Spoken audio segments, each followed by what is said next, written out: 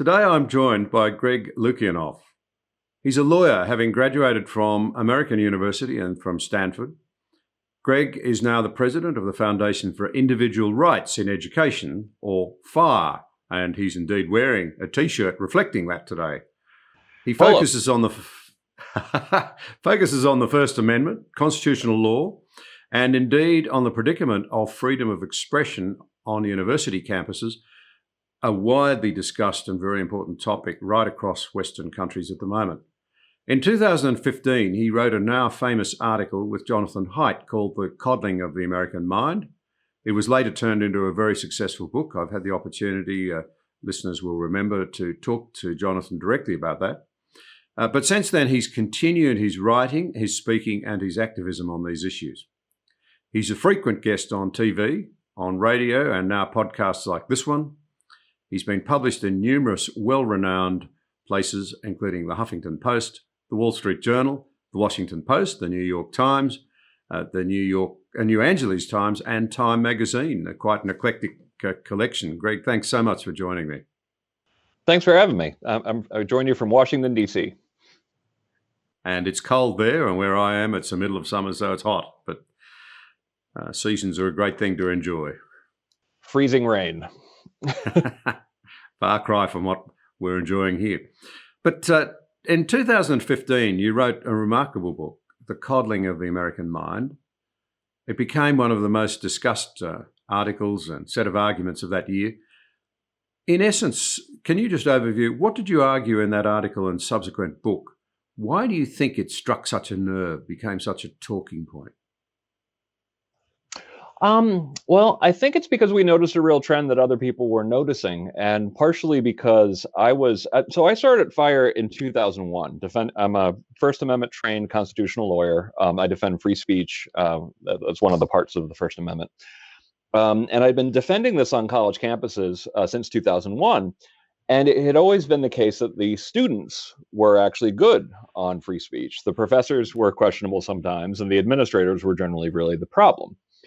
But that experience of being on the ground, you got to see all these little micro culture war trends come up time and time again. Like one day it would be something related to gun control. The next time it would be something related to Christianity or LGBT. So there are all these trends, but throughout all of them, the students were pretty good on speech. And then in 2013, late 2013, more like 2014, you just saw a really dramatic shift in the attitudes of the students themselves. And they weren't just requesting new speech codes, which was unusual, or disinvitations, which was get this, in some cases right-winger, oftentimes also fellow left-winger off my campus because I disagree with this one thing. They were couching it in the language of mental health and in sort of a medical justification for banning speech, which was not entirely new, but largely new to us. So, and particularly if you're on the ground, it wasn't subtle. It wasn't as if there was this gradual shift in student attitudes. It was, there was 2013, 2014, and before. So that's when I went and talked to Jonathan Haidt, who I'd only recently become friends with, about my concern that essentially it seemed like we were teaching a generation of students the habits of anxious and depressed people. Something that I'd noticed universities trying to do since 2007, since I first learned about, I can go into more about this, but cognitive behavioral therapy. And I ran this idea by John, and we decided to write an article about it. And I think one of the reasons why the article took off was at least in part because we were noticing something a lot of other people were noticing right at the time it was starting to become really intense. Since we were on the ground, we could see what the trends had been and where they were headed. And with the help of Jonathan, we could ground it not just in typical First Amendment law, which is where I come in, but also ground it in how in the argument that this is not just bad for free speech. It's bad it's not bad just for the mental health of the people they're opposing on campus, but it's even bad for the mental health of the activists. And what happened right after that, the thing that really made it clear that we had to go from writing a long article to writing a book, was that we thought maybe there'd be a little tiny increase in anxiety and depression among that cohort. It was a skyrocket. You ended up seeing, unfortunately, over a short period of time, twice the number of suicides for college-age women. So apparently we were onto something, and it just ended up being much deeper than even we understood. So you've got this quite extraordinary, quite narrowly defined in terms of the timing of it, almost a flicking of the switch from an acceptance that free speech was important to the idea that it can be harmful or hurtful, not just offensive and challenging. It seems to me that it's very hard to understand why it suddenly happened at that time. Why in 2014? And that's the whole book, Coddling in the American Mind, which is now almost 2.5 years old, was to try to figure out, to do a social science detective story about what was so different about that generation coming in. And it was incredibly interesting for us to do this research, to really go in deep. And so the causes that we pointed to that could create such a sharp discontinuity. One was social media. This was the first generation of students who were coming in large numbers, who had cell phones in their pockets and social media in their pockets since they were little, and that was a major shift. The second one, which is also related to social media, is polarization, which is more of a gradual thing, but that had certainly sped up. So we talk about 6 causal threads. The other 2 are about parenting, which are a little bit more slow working, but the rise of paranoid parenting, which we attribute to a number of different causes. It's kind of funny because as America got safer, it's particularly the kind of parents who would send their kids to elite colleges got more paranoid about that. We talk about why universities. That's partially hyper-bureaucratization. And the one, before I get to the one where I'm starting to change my thinking on a little bit, the other one was lack of free play. That essentially there was an explosion towards the end of the 90s where we got to see like America getting rich and Silicon Valley blowing up. And I think that this really made parents think, oh my God, I got to send my kids to one of these Stanfords or Harvards or Princetons so they could be part of this exploding economy. That put a very high premium on elite education. And so I think that sort of sense of this ferocious competition also really sped up post 90s for the people who were having their kids after 95. Now, why I say 95 is because what we discovered was we were talking about a different generation, that essentially kids born 1995 or after, or actually 1996 or after 95, had a number of peculiar characteristics that made them very sharply distinct from the millennials, who often get lumped in the same category. But the category where I've changed my thinking on a little bit is the new ideas of social justice, which is the everything from privilege to the medicalization of harm, to the idea that in order for things to be equitable, you have to have the same results rather than the same opportunities. And that one is a little bit hard to explain why it came up so hot and sudden, why it suddenly became so dominant. And that's at least in part social media, because these kind of rhetorical tactics that come out of social justice are very useful in argument. They give you ways of sort of trumping other people's arguments. Oh my God, Trump, I guess, is a word that I should probably stop using in that sense. But one thing that we tried to establish, and we couldn't quite do it in the book, but I'm thinking a lot about now, is that I think the anti-bullying movement that started after the suicide of Tyler Clementi in 2010. So this was a gay student. He was videotaped in an encounter with a man at Rutgers University by his clearly completely amoral roommate. And he was so humiliated by this, and this was so devastating to him, that he killed himself. He jumped off, I believe, the George Washington Bridge. And this brought what I think is actually much needed attention to the problem of bullying. It's a little bit of a weird fit, because what his antagonist did was illegal already. And he should have been punished for that, which he was.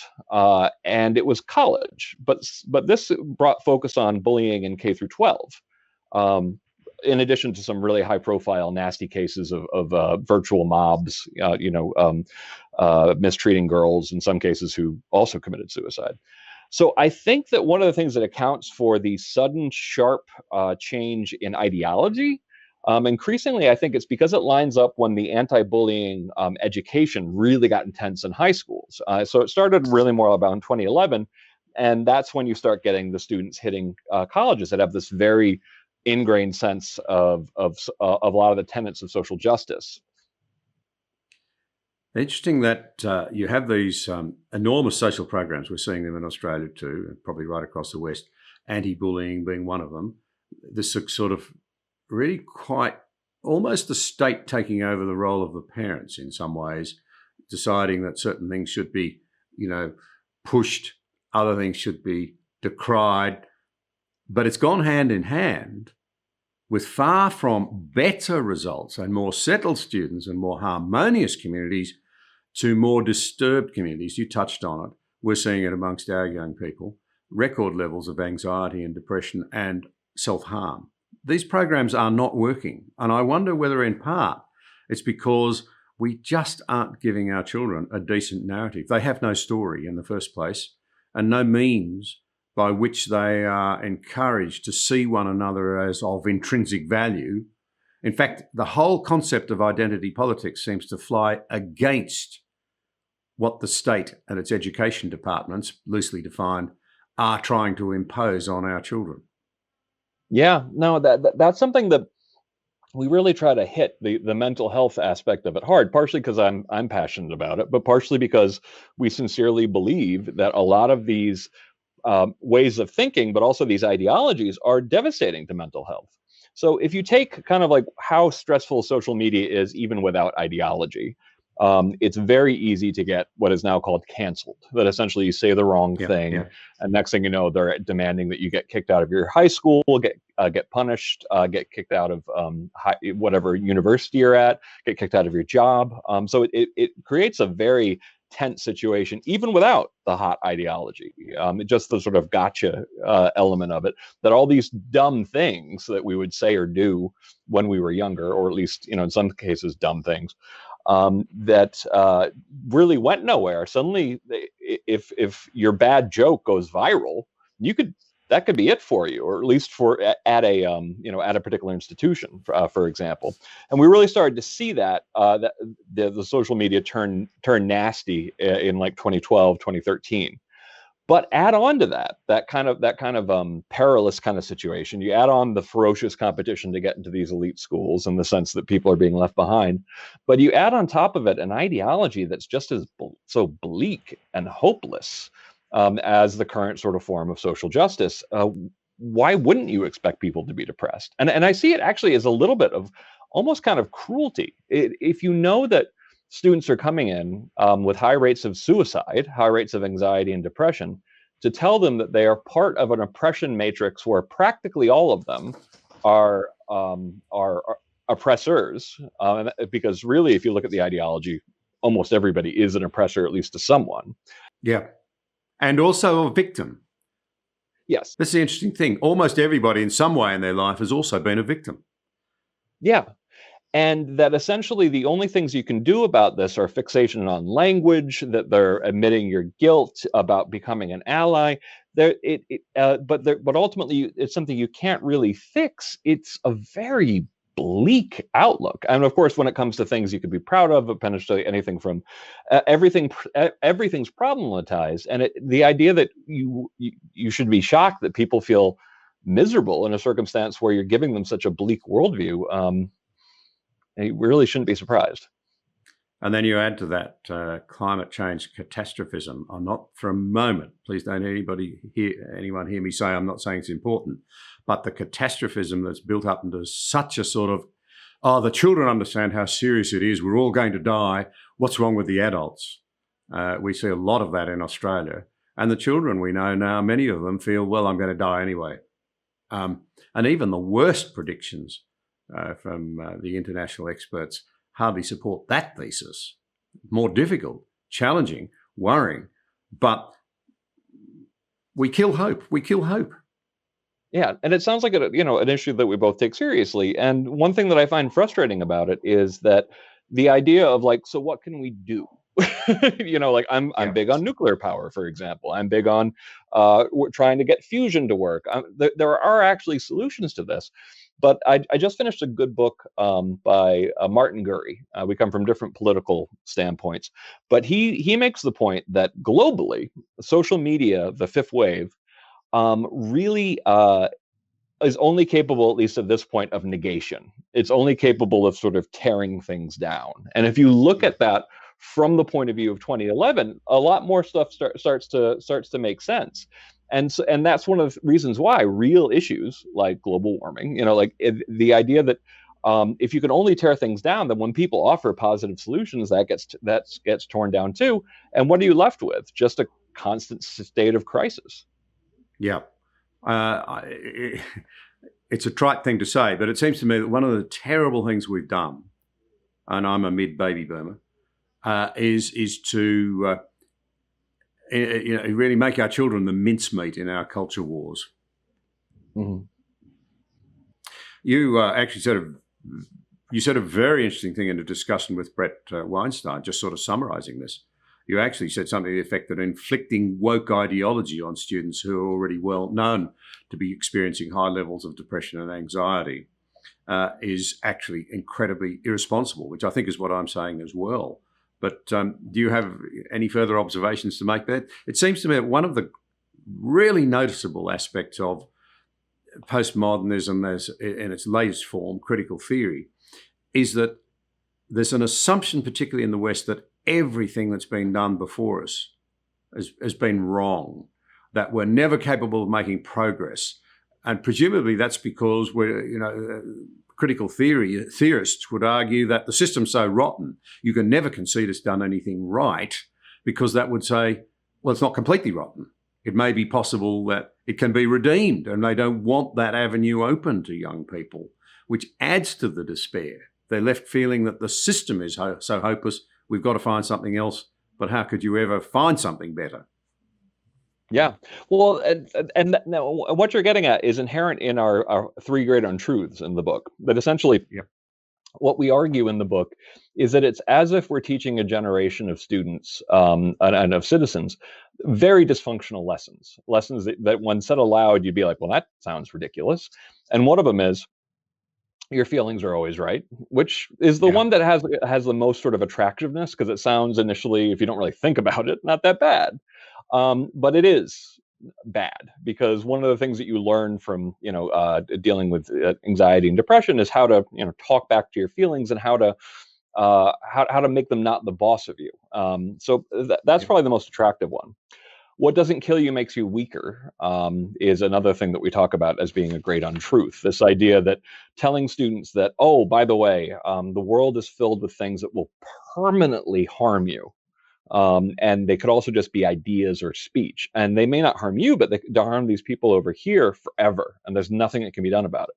And of course, that ignores a lot of phenomena like post-traumatic growth, which is something that gets discussed, that a lot of people actually get through traumatic events with a sense of competence, a sense of power, but it completely leaves that out. And then the last one, that the anti-bullying, message, I think actually really turned the temperature way up, but also American political polarization, of course, did too, is that life is a battle between good people and evil people. And I think this speaks to something like deep in our hearts that want that battle, that want that good versus evil battle. But of course, when you look at the world that way, that's also pretty bleak. And it means and when you look at all the rules that you have, when it comes to social justice, when it comes to sort of campus ideology, that means your brother is the enemy. That means your dad might be the enemy. That might mean your best friend's suddenly the enemy. So it's incredibly sad. But if I were to add one, like an underlying untruth, one of the things I've been playing with is the idea that the truth is easily known and largely known. Because social justice has this, when I talk about social justice, I am largely talking about, the way it's described by Helen Pluckrose, in her book, Cynical Theories, which even though I've heard critiques of it, I've never heard that it's substantively, incorrect on any of this stuff. And this kind of very deep theory of everything that really, frankly, has no basis in research, but nonetheless is, obsession with language is all that matters. Everything's in decline. It's all about power and privilege. It's really, honestly, like not a particularly sophisticated theory. It is an oversimplification of everything about humanity, uh, which people from the 1950s, 60s, and 70s came up with because they thought that was the lowest point of human history. So uh, the idea that some of these postmodernist theorists looked at American society in the 50s, 60s, and 70s and said this is the absolute nadir of human civilization, and we have to bash materialism, and we have to get at the underlying evil within our society. It just seems strange for any student of history to really think of, like, don't you think maybe 100 years before that or 200 years before that was a worse time than we currently live in? So we have people living in times that our grandparents would have been blown away by the convenience and luxury that we enjoy. But we also have convinced ourselves it's the worst possible time to be alive. It is extraordinary. And the other thing there's so many things we could talk about there, but the other thing that seems so bleak about it is that this idea that if life's a battle between good people and bad people, then you have to set yourself up as a good person. You're hardly going to set yourself up as part of the problem. And before you know it, you're in territory where you lack self-awareness and any sort of awareness of your own failings, and far from helping people's mental health, that seems to damage it. Worse than that, perhaps, is that you lose the capacity for genuine identification with other people as opposed to concocted identity in an empathy age, in an empathy age. And you become very unforgiving, very intolerant. Tolerance is meant to be, one of the great values of the age. But it strikes me that we could hardly be less tolerant. That critical theory is a doctrine of unbelievable intolerance, where there's almost no place, if there's any, for forgiveness, unless you do a complete grovelling mea culpa and fall completely in line. And of course, there's very little prospect of forgiveness, forgetting and just moving on. It's always capable to bring things up against people in an age when everything's recorded against you. Yeah, no, that's absolutely true. It teaches a kind of dismissiveness over most of the population of the planet, while at the same time talking about things like tolerance and compassion and inclusivity.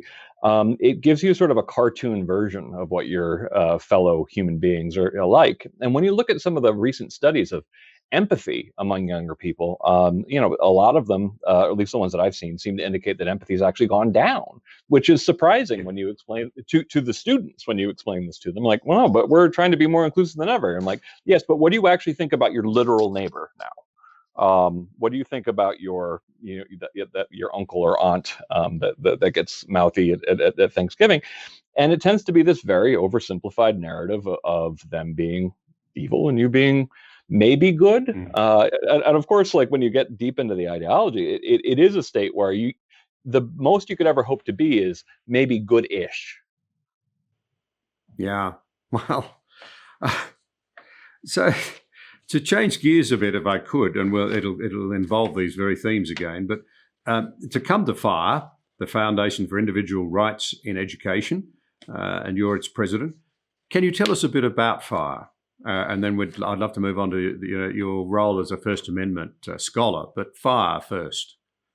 Oh, delighted to. So FIRE was founded in 1999 when I was just finishing up law school. And when I graduated, I was the unusual law student who wanted to go into First Amendment law specifically.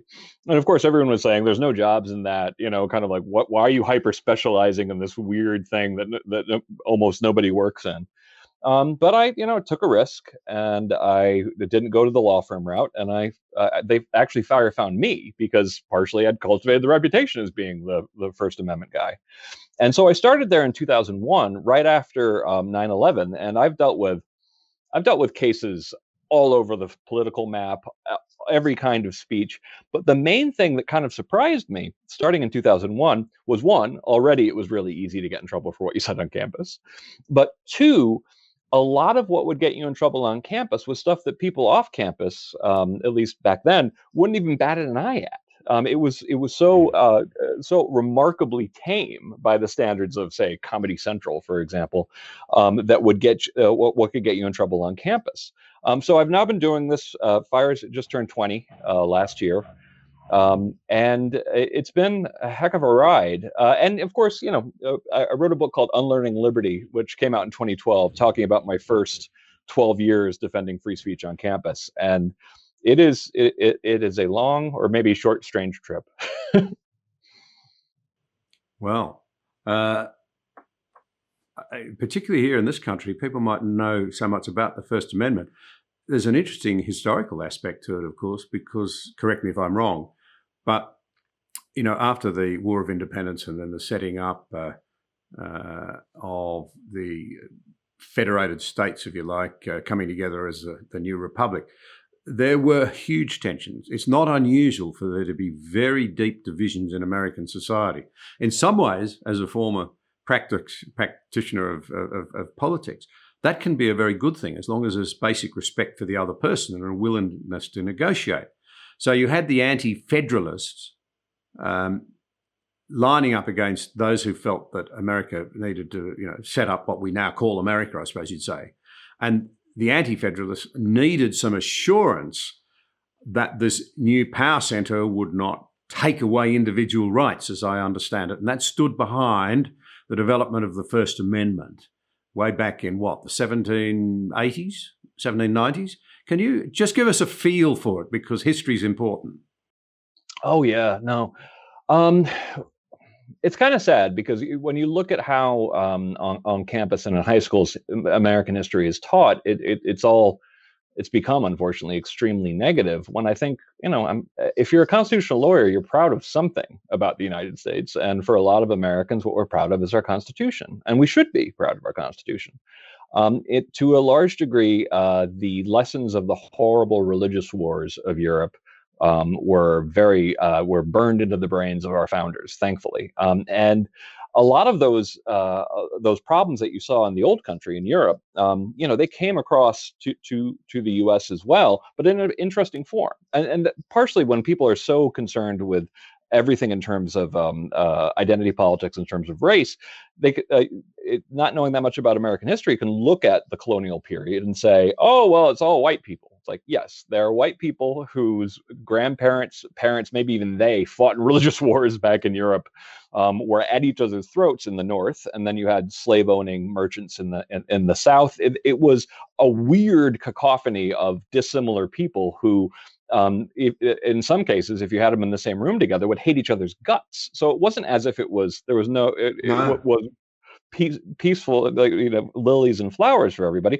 And people really kind of miss the religious part of it too, because the idea that it takes a lot of genuine commitment to tolerance to really be like, listen, I think your idea is going to send you and your family to hell.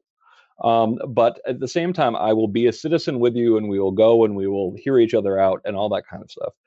So the First Amendment, sometimes there's a tendency among historians to refer to the French Revolution as the radical revolution and the American Revolution as the conservative revolution. And to a degree, that's justified. I mean, the French Revolution went entirely off the rails in unfortunately spectacular ways.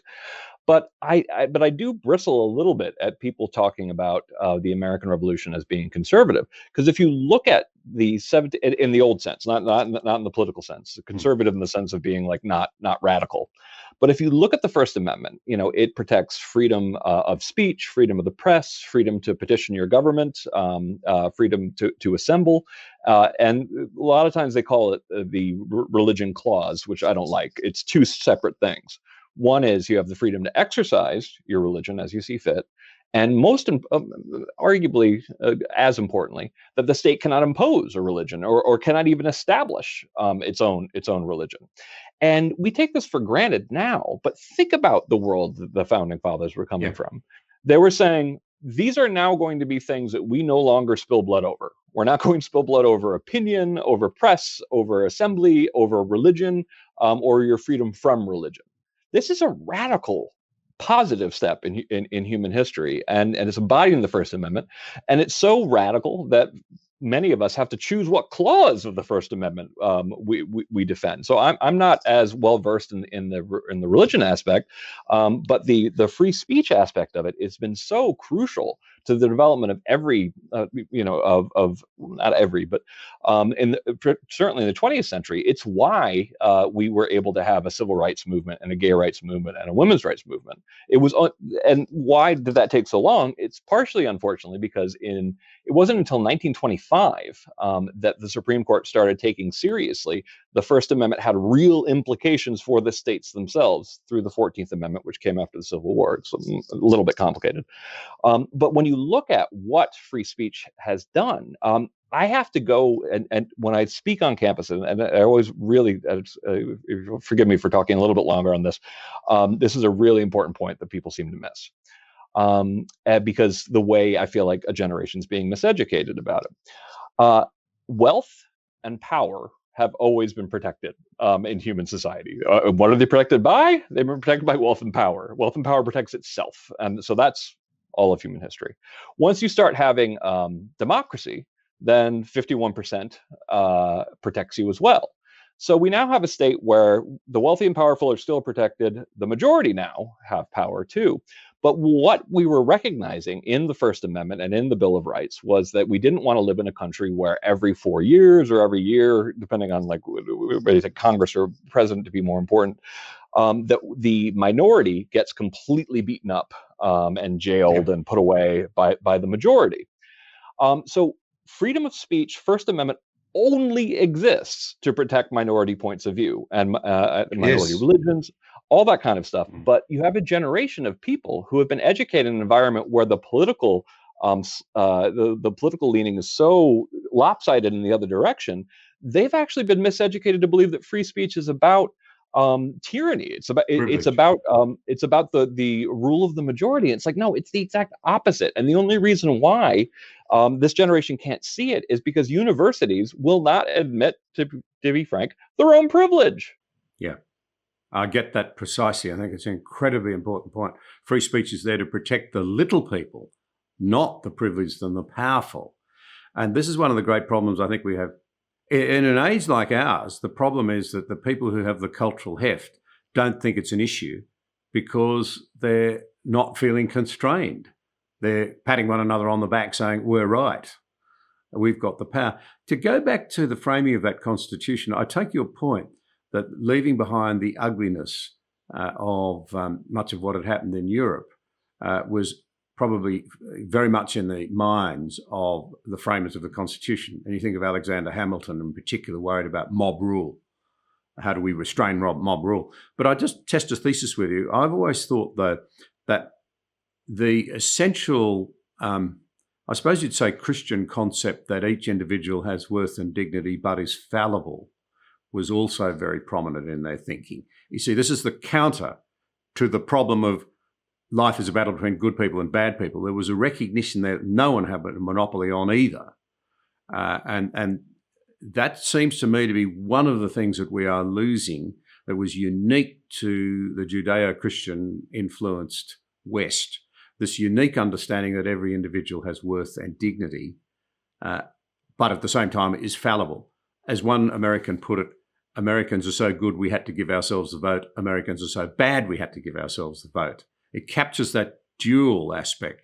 So this is important to understand as our society unravels, and we're confronted now by the rise again of communism, where, of course, the good people are the people who are in power.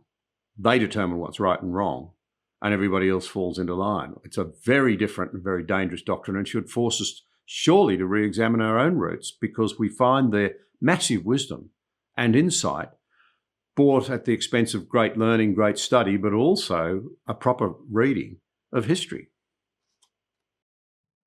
Yeah. Well, I talk about this a lot. I mean, clearly my last name is Russian. My great-great-grandfather was a serf. We would have been labeled kulaks because we were peasants who made good, owned land, were doing actually quite well at the time of the First World War. So I have a lot of family experience with the issue of communism versus liberalism, small liberalism, and this is the way I ended up having to explain it to people who feel warm and fuzzy about that, which is amazing to actually have to deal with as an adult. But the founders of the U.S. created a system that will still work even if people were miserable jerks. Like they assumed they wanted to create a system that could deal pretty effectively with human flaws. So that's one of the reasons why they wanted democracy, but they didn't want mob rule. They wanted power to be divided because of bias. All these things that a lot of times when you talk to people on college campuses, they think we just came up with these ideas. It's like, no, the founding fathers were incredibly clever in the ways that they divided up power and created checks and balances because of people could be both wonderful and terrible. And so there's an optimism and a little bit of realism. I even hesitate to call it cynicism about human nature that's inherent in our constitutional system. Meanwhile, communism was predicated on the idea that people could be angels. That at least the model citizen they'd subject themselves, they'd give themselves over to the morality of the state and become sort of the perfect proletariat. And the problem with that is that if you assume people are angels, it actually creates a situation in which there's tremendous incentive to be evil, to actually be the one who doesn't have to play by the rules. And so it wasn't a coincidence that you saw this incredibly cynical situation going on. Because if someone, and I don't think it was a coincidence, you had people like Stalin, sociopaths, who were essentially like, well, if you guys are all bound by all these like little rules, I don't have to be.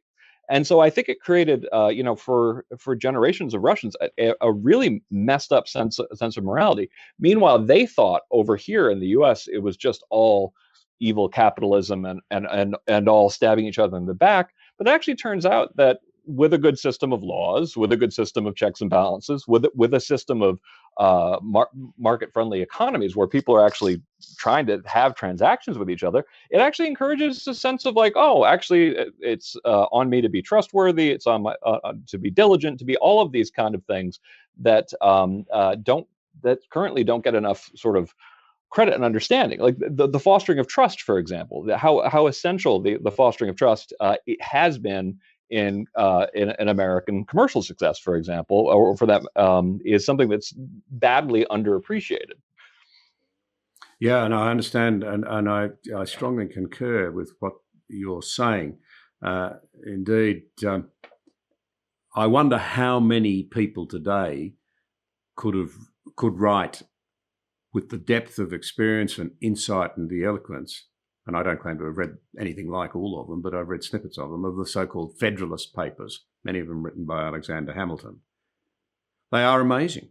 And I think we are incredibly smug when we think, oh, it all just happened, and now I can be an activist and get my way and not worry about actually being a positive contributor to society. I'll use democracy without understanding what democracy is. But to move on, because I'll talk too much and I really want to capture your thoughts. You said something very interesting about you believe that universities, is an attractive idea to me, ought to be sort of like laboratories for free speech. But they're not being. And can I ask you why, philosophically, just to really drill into this, why should people care about free speech? And do you think there's anything that, where should we draw the limits? Should there be limits, and where should we draw them? I have a slightly different philosophy on free speech than most people. And mine is probably one of the more expansive theories that you're going to run into.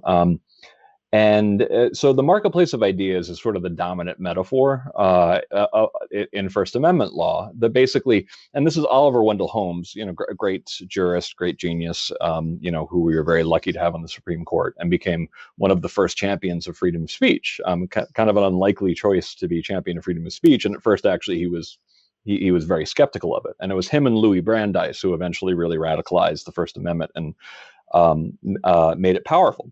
But his argument was that essentially, and him and Brandeis's, was that you wanted a marketplace of ideas where essentially things can battle out for dominance, and presumably not necessarily the best would win, but some of the bad ideas would fail. It wasn't, they didn't have any kind of hyper optimism about the idea that good ideas will always succeed, but truth doesn't have a fighting chance when you can't even say it, basically. Mm-hmm. But I go a step further. I think that the value of freedom of speech is very simple, but very essential to any society. It's knowing what people really think, period. And I don't just believe that from a point of view of democracy. And that's where marketplace of ideas makes the most sense. The marketplace of ideas metaphor makes most sense in two different places: democracy and in scholarship. In the idea of battling out ideas, that's about the battle of ideas. But it's only about this kind of small piece of the pie. Most of freedom of expression is simply letting people be themselves and knowing what makes them tick and knowing what they really think. And this is important from a democratic standpoint, shortly, because and this is important from a scientific standpoint, because this is the whole humanist project. It's the project of human knowledge. It's to know what the world's actually like. And you know nothing about what the world is actually like if you don't know how people actually tick and what they really think. And therefore, I think I have a very expansive view of freedom of speech. And this includes things like, I don't think people should be going to jail for conspiracy theories. Now, if they do something that crosses a line into conspiracy to commit a crime, all that kind of stuff, our law actually handles that really quite well. But the fact that someone believes in a conspiracy theory is not just it's a worthwhile thing to know. And currently, right now, we have this QAnon phenomenon in the U.S. and it's much more. It's wild conspiracy theory. It actually led to someone shooting up a pizza bar that people like to go to in Washington, D.C. It's like Cosmos. It's like one of our favorite places. And it's like, wow, you actually thought there was a child sex ring in the basement? Now, of course, anything that person did towards going and shooting up and all that kind of stuff, there are multiple illegal steps before that actually happened. But it's really important to know that if you have these ideas in society, that people can actually talk about them, because when you get people just talking to other people who already agree with them, it has a very predictable social science effect. It causes people to be more radical in the position in the conspiracy in some cases, but in the belief that they were. They get a sense of tribalism. They get more arguments on their side, and it leads to a polarization spiral. So even conspiracy theories, not only do I think that they should be protected, I think that they're worthy of study. And I think that, for example, like the Elders of the Protocols of Zion, horrifying idea that there was a Jewish conspiracy to dominate the world that came out in the teens or 1920s. But you have to study that, because you have to understand what actually happened in the world. You have to be able to know what the world actually looks like. So my view overall on free speech is extremely expansive, but at the same time, I also, and this is where I'm a bad American, is that I show up in other countries and I say, listen, I know I'm supposed to say, well, this is our system, it shouldn't be your system. I throw that out the window. I'm like, listen, I think that the American First Amendment jurisprudence has been some of the best thought out meditations on how you have free speech in the real world as someone actually in charge. And that I think that those exceptions that we created in First Amendment law make a lot of coherent sense, not necessarily perfectly in all of them, but for example, that's why incitement is not protected in the United States, but it can't just be, hey, I think we should overthrow the government. It has to be a situation where you're actually about to go and do said behavior. Libel is not protected, for example, which is claiming falsely, and particularly when it comes to public figures, knowing something's not true and saying this person's committed some heinous act, like pedophilia is one of the examples that's given. That's not protected. We do have what I think are just in line with human nature, ability to restrict kids' exposure to sexual content, for example. First Amendment lawyers have trouble with that, but I think that in the psychological battle between parents and the First Amendment, that if you can't actually take any steps to sort of keep your kids from seeing porn, that's going to lose. So I think we're very pragmatic on that. we have things like time, place, and manner restrictions that essentially, it's perfectly reasonable to stop someone on the basis of their decibel level from having a concert, in Central Park at 4 o'clock in the morning. So it's a very coherent body of law. But what makes it different from other countries is, one of the main things that makes it different is the bedrock principle. And the bedrock principle, it comes from a case about burning American flags. And it's simply that you can't ban something just because it's offensive. Understood. Well, that brings us to universities. You, after a 2007 study, I think, said that a lot of the codes in American universities in relation to free speech were laughably unconstitutional. In fact, I think you said most of them, if not 3/4 of them. What were some of the worst examples of violations of free speech protection on campus? And I must say, I was amazed to hear that some of them have free speech zones on campuses. What Yes. are they? Yeah, I wrote a whole book on the worst violations from that point in my career, and free speech zones are one of the ones that just really particularly drive me nuts. And these keep on cropping their head up, and they're taking advantage of this time, place, and manner restriction idea, where essentially they say, this campus loves free speech so much, we're going to set aside one lone gazebo on campus. This was really the case at Texas Tech University. And Texas Tech University is one of the biggest universities physically in the whole country. They have 28,000 students. And they were trying to tell people that you got one 20-foot wide gazebo to exercise your free speech, which included handing out pamphlets, handing out magazines. And that was laughably unconstitutional. And we challenged that with the help of a Christian litigation group, and it was defeated. But I mean, it's amazing. Like I see a case right now that we see on the United States where it's a professor who had an exam question that included a reference to racial epithets, and it was B blank and N blank. And one is for a derogatory, and then he had parentheses. One is a derogatory term for women, and another one is a derogatory term for African Americans. This is at law school, where every lawyer is required to take crim law. Crim law is grisly. It's nonstop horror show of like really unlikely cases because we have a common law country. Torts, is grisly as well. And the idea that you would actually even have to, excise out epithets, because it somehow is no longer understood that you can talk about something without calling somebody something, which is a basic idea of education, is that you can examine something as adults from the outside. But in this case, the professor even X'd it out. But apparently making students think about those words was considered offensive enough that he's suspended. And this is University of Illinois at Champaign, a major university in the US, and at a law school. And you have to wonder, it's like, how are these people going to practice law if they can't even be reminded of some of the things that actually will happen, some of the horrible things that people will say in law practice, or for the interesting things that people will study? Students coming out of this environment, I mean, I heard a man I respect hugely recently say that, oh yes, but they get out into the real world, have to start finding a job, paying taxes. They all come to their senses. I'm beginning to think that that's very optimistic indeed, that these people who are coming out of our universities, I don't want to sound derogatory about them. I think we need to accept a huge part of the responsibility for what's happened as older Westerners.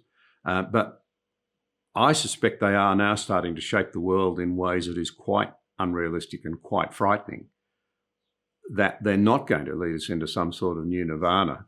And I think particularly of the way in which many young people, I'm sure well-meaning, joined the Black Lives Matter movement without understanding what Black Lives Matter in particular really is, or without having a real understanding, here's the important point that I raised earlier, of the progress that has actually been made. There's this idea that somehow, as some people might say, we've made tremendous progress on many of these issues. We're getting to a much better place, but all of a sudden we decide we're complete and absolute failures, and we go accelerate harder than ever down the road of self-condemnation. So young people are starting to shape, or these views are starting to shape our society in ways which will transform it. and end up costing us our freedoms?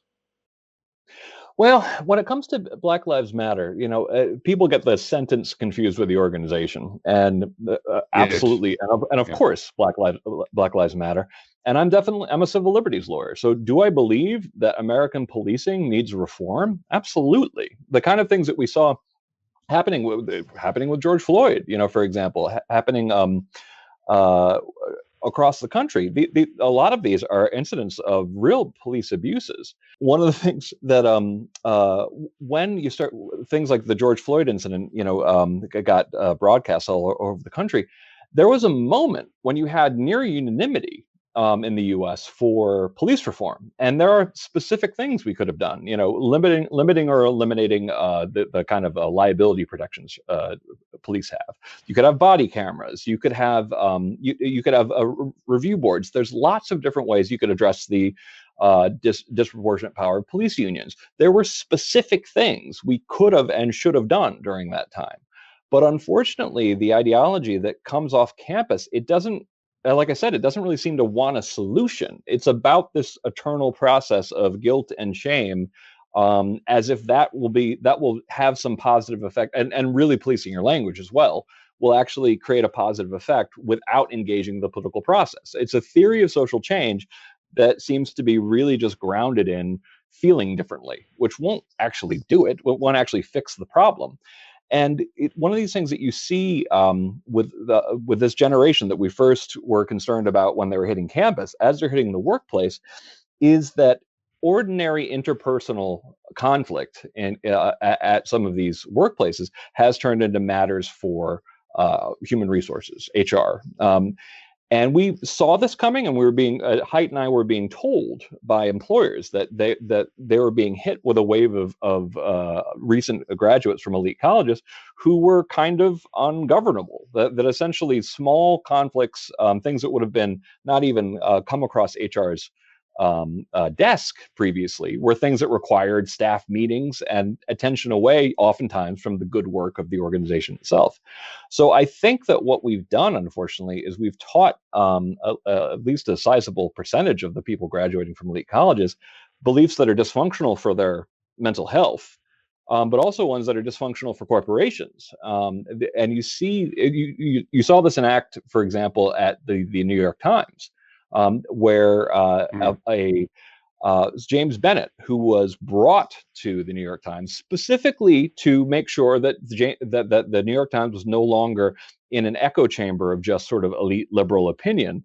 That's why he was brought to the New York Times. That's why he added Barry Weiss to the writers at the New York Times, because the New York Times at least had a moment of self-reflection in 2016 where they said, "Oh my God, like we didn't see the Trump thing coming. We need to get better in touch." Well, after doing his job pretty well, and James Bennett brought in all sorts of interesting opinions over that time, he got people who were particularly the recent graduates really hated his guts for it, and particularly for bringing someone like a mildly right of center person like Barry Weiss. Somehow that was offensive to a number of people at the Times. And when James Bennett published a piece from a sitting senator, saying that maybe we should bring in the National Guard to deal with violence from the riots that were happening over the last year, something I oppose, by the way, to be very clear. When they published that, and this was the opinion of 53% of the population of the country, 53%. So this wasn't a minority point of view. This was a senator saying it, and it was the opinion of the president of the United States. He was told that he was putting the lives of reporters of color in danger. An argumentation tactic that is very much like an elite college argumentation tactic, and he was forced to resign. Only about a month later, Barry Weiss resigned as well. And this is just one example of a very public sort of colonization of major corporations by this point of view that doesn't really accept different points of view. That's very, very conformist, even though they like to think of it as being, maybe, I don't know what they like to think of it as, but it's very strict. And it's happening at corporations all over the country. And some corporations have probably already suffered from this, and I think it's going to bring some major ones down. Where do you think the Biden administration will go on freedom of speech? And in particular, what attitude will they take towards the Facebooks and the Twitters, the platforms of this world that seem now to be determined to play a role in what we can and can't hear, and therefore what we can and can't think? Yeah. Well, I'm concerned about the incoming administration. Now, I make no bones about it. I'm a Democrat. I voted for Biden, and I voted for him knowing that he was going to come in and maybe turn the Department of Education back into the one that we'd been battling during the Obama administration. And all things being equal, I decided, that and to hope, that essentially we can convince them to not go back to the bad practices from the Department of Education previously. Now, you hear Obama talk about free speech, and you talk about listening across lines of difference. He's incredible. He's really, really good on this stuff. And I hope that some of that thinking has brushed off on Biden. What I suspect is going to happen is we're going to find ourselves banging heads a lot with the Department of Education again.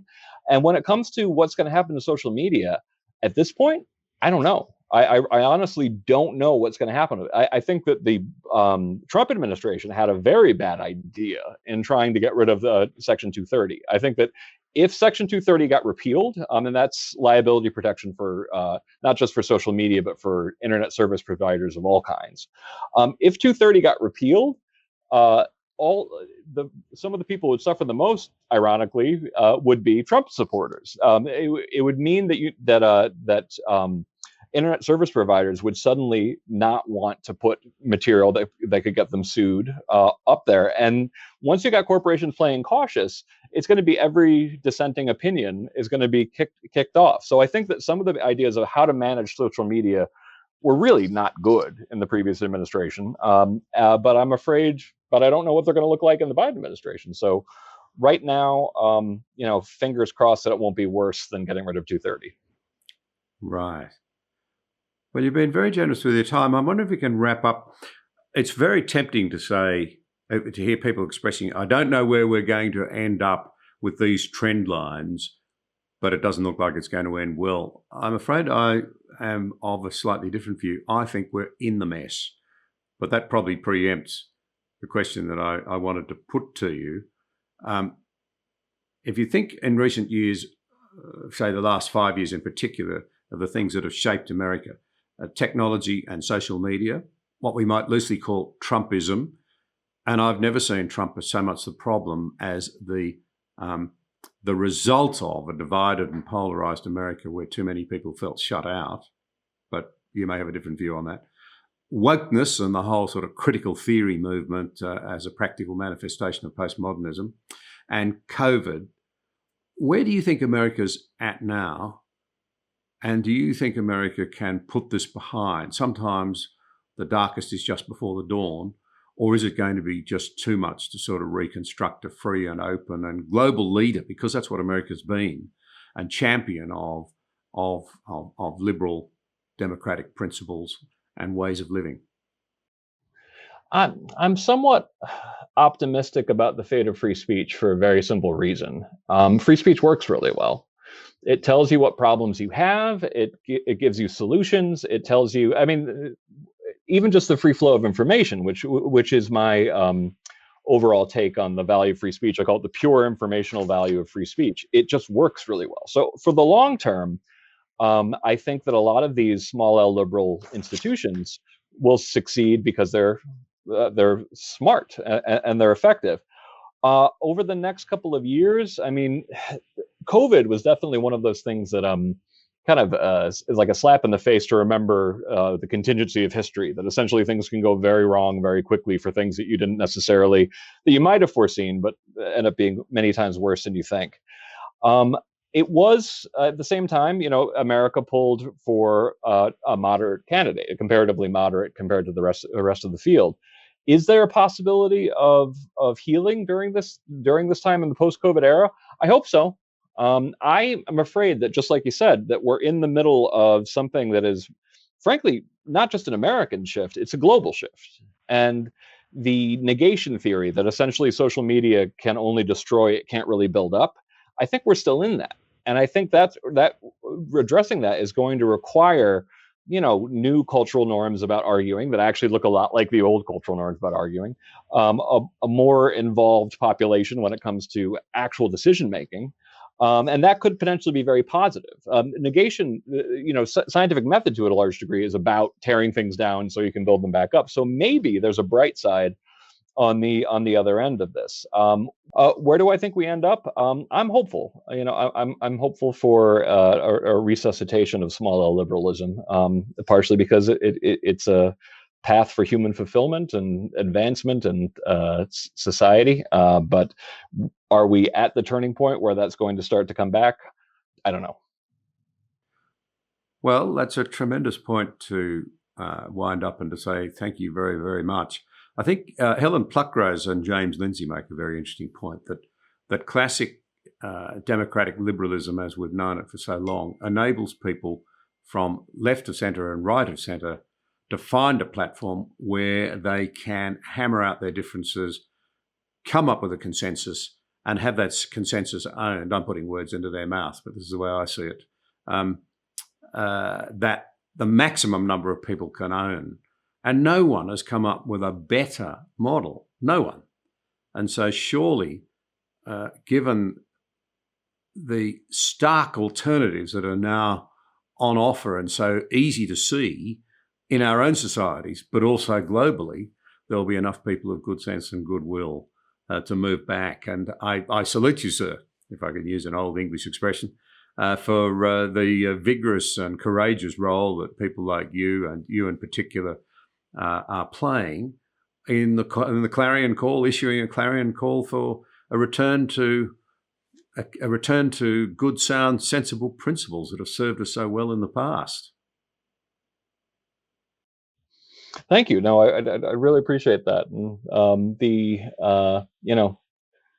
liberalism is one of the great inventions of human history, and free speech is one of the greatest inventions of human history. And I hope we don't throw it away because we're scared or anxious. Thank you for watching this episode. We appreciate your support. If you value vital conversations like this one, be sure to subscribe to the channel there and also click the notification bell to stay up to date with new releases.